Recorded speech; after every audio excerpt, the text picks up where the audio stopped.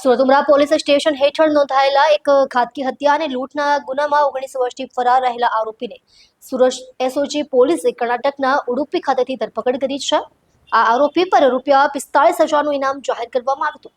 હાલ આરોપીનો કબજો ઉમરા પોલીસને સોંપાયો છે। ગુજરાત સરકાર દ્વારા ગુનેગારો પર ઇનામ જાહેર કરવાની નીતિ અન્વયે સુરત પોલીસ કમિશનર અનુપમસિંહ ગહેલોતે શહેરના ટોપ 16 મોસ્ટ વોન્ટેડ આરોપીઓની યાદી બનાવી તેમને ઝડપી પાડવાની સૂચના આપી હતી। પોલીસ કમિશનર શ્રી અને નાયબ પોલીસ કમિશનર શ્રી રાજદીપસિંહ નકુમના માર્ગદર્શનમાં એસઓજી ટીમે આ કામગીરી શરૂ કરી હતી। એસઓજીના પીઆઈ એપી ચૌધરીએ ટોપ 16 આરોપીઓની વિગતવાર માહિતી એકત્રિત કરી અને તેમના મૂળ વતન અને સંબંધીઓની તપાસ કરી।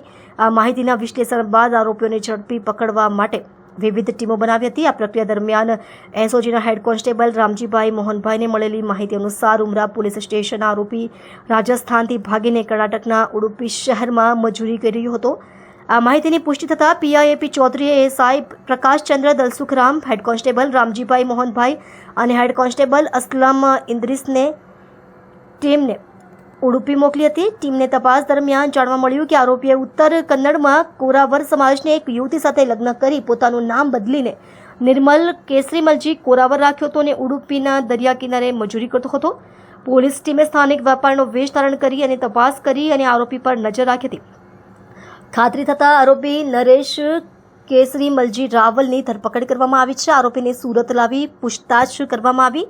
તેણે કબૂલ્યું કે તેણે 2007માં ફરિયાદી અશોકભાઈ સવાણીના ઘરે ડ્રાઈવર તરીકે નોકરી કરી હતી। ફરિયાદી અને તેમની પત્ની એકલા રહેતા હોવાથી અને ઘરમાં કિંમતી સામાન હોવાની જાણકારી મેળવી તેણે તેના બે મિત્રો રવિ પાંડે અને વિજય ગુપ્તાની સાથે મળીને આ યોજના બનાવી હતી।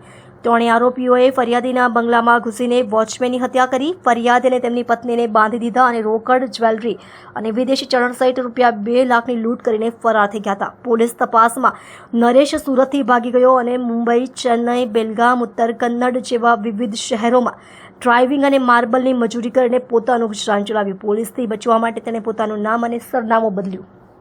આરોપી વિરુદ્ધ કાયદેસરની કાર્યવાહી કરી તેને ઉમરા પોલીસ સ્ટેશનમાં સોંપવામાં આવ્યું છે।